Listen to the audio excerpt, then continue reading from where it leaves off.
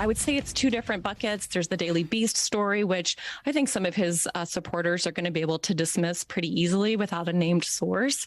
But then the revelations and the really just this outpouring of emotion from his son, Christian Walker, has really been like a bomb going off in this race. I've talked to Republicans who said that they are angry, they're frustrated, they didn't want to be in this position with Herschel Walker.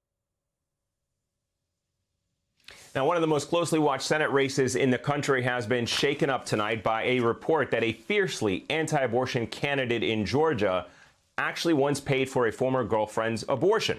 Herschel Walker is denying the allegations in the Daily Beast, calling it a flat-out lie. But Walker's adult son, a TikTok influencer who took part in at least one campaign event for his dad, wrote a series of tweets and then posted a lengthy video accusing his father of lying, hypocrisy, and violence. I stayed silent as the atrocities committed against my mom were downplayed. I stayed silent when it came out that my father, Herschel Walker, had all these random kids across the country, none of whom he raised. And you know my favorite issue to talk about is father absence. Surprise, because it affected me. That's why I talk about it all the time, because it affected me. Family values people. He has 4 kids, 4 different women, wasn't in the house raising one of them. I was silent lie after lie after lie. The abortion card drops yesterday. It's literally his handwriting in the card. They say they have receipts, whatever. He gets on Twitter. He lies about it. Perhaps no surprise, the National Republicans, so far at least, appear to be standing by Walker, but he is the latest in a long list of Trump-backed candidates who have some in the GOP holding their noses. We're happy to welcome to the program Democratic strategist James Carville, who helped elect former President Bill Clinton in the early 90s. He knows a thing or two about candidate quality. James, it's good to see you again. So we mentioned National Republicans, and Trump may still have Walker's back, but Georgia Republicans are said to be distancing themselves from Walker at this moment. How do you see this critical Senate race playing out? Well, first of all, I want to congratulate that young man. Thank God he got his mother's brain. Gee, it would have been terrible if he would have inherited his daddy's brain. But I think this just exposes the massive, staggering humanity of conservative evangelicals. I'm not going to call these people Christians because I don't think they embrace very much of Christianity. Here's a guy, okay, so he paid for his girlfriend to have an abortion. But of course he did. They got the canceled check. They got the handwritten note. They got the evidence, right? He's got 4 different children by 4 different women that he beats. He has never seen his 4 kids. His child speaks out against him. And yet, because he doesn't want to expand health care to middle-class people or lower middle-class people, they're all going to be for him. And it just, you know, and I hear these people saying, young people don't go to church anymore. Well, why, if they see that kind of hypocrisy, why would young people want to be part of something like that? When they see a brilliant young man like this pointing out that these Republicans and these evangelicals are, you know, so everybody can make a mistake. He was part of murder, according to them. That's their view of it. Well, you can forgive people for murder. Maybe you can have 1 kid out of wedlock. Maybe you can ignore 1. 4? I don't think so. And there's just got to be a point where somebody says, this is enough. We just can't go here. And that's just the fact. But the good thing about this is just exposing hypocrisy everywhere. Yeah, and speaking of candidate quality, James, you've got Mehmet Oz, you've got Mastriano, you've got Herschel Walker, you've got Blake Masters. This question of candidate, Alan Blackstone, don't forget him. Yeah, no, of course. So, I mean, how big of a problem is it for the GOP that this is the field of candidates they're running in this cycle? You know, I've said it before. They have a lot of stupid people that vote in their primaries. They really do. I mean, you're not supposed to say that, but it's obvious fact. And you know, when stupid people vote, you know who they nominate? Other stupid people.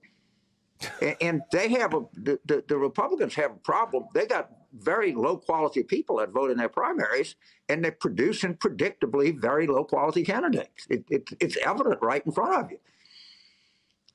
So you got Republicans on one hand, James, that are talking about crime, the economy, and immigration. Democrats are campaigning on saving our country, preserving our democracy, literally the life and death of our country. Here's what Matthew Dowd said about that on this show last night. Watch. the people that want something to accomplish, whether it's Social Security, Medicare, choice, guns, you will not be able to accomplish it when you're not in a democracy. So the only way you can receive the will of the voters in this country or in any country is through a democracy. So if Democrats run on the campaign that they're strongest on and emphasize those issues, as we see in Michigan and other states, they can win. Can a message about democracy beat out a right-wing, fear-mongering message over borders and crime? Well, first of all, the states with the 10 states with the highest crime rate, 8 are run by Republicans. Republican city control places actually have higher crime rates.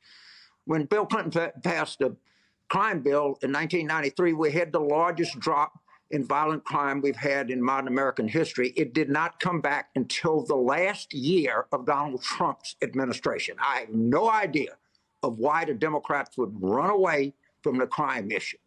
All right. And by the way, this country needs immigrants. I like immigrants. I'm for immigrants. We should take that right to them. Ask these farmers if they need immigrants. We'll talk about it when we talk about Florida. Let me tell you where they need immigrants and need them bad and need them now. Southwest Florida. So I don't think we need to pivot. I don't think, of course, democracy is essential to what we are as a country. I mean, it's what we're all told that people fought and died for, and they've just turned their complete backs on it. But you can run on democracy, you can run on crime, you can run on immigration. There's no reason that you have to back off from any of these issues. And you're right, democracy is, and Matthew's right, that's the most important issue there is, but other issues are important to people, and don't act like we can't run on them because we can. Yeah, so let me throw inflation into that mix as well. Are people going to vote for the future of democracy or their pocketbooks? I mean, you coined the term, it's the economy, stupid. Well, first of all, I'll just refer to it as cost of living. So what is the difference between Herschel Walker's position on cost of living and Reverend Warnock?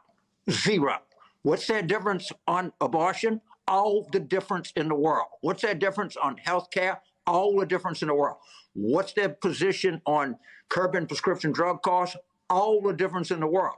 I have no idea. You're right. People have to deal with it. The president's putting stuff out.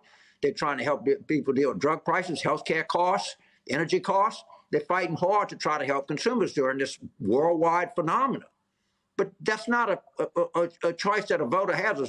But there's a real distinction, a difference. They can vote a different way, and the Democrats are just much better on this. We got too many of these consultants telling these people to pivot and, just go to democracy and forget about that.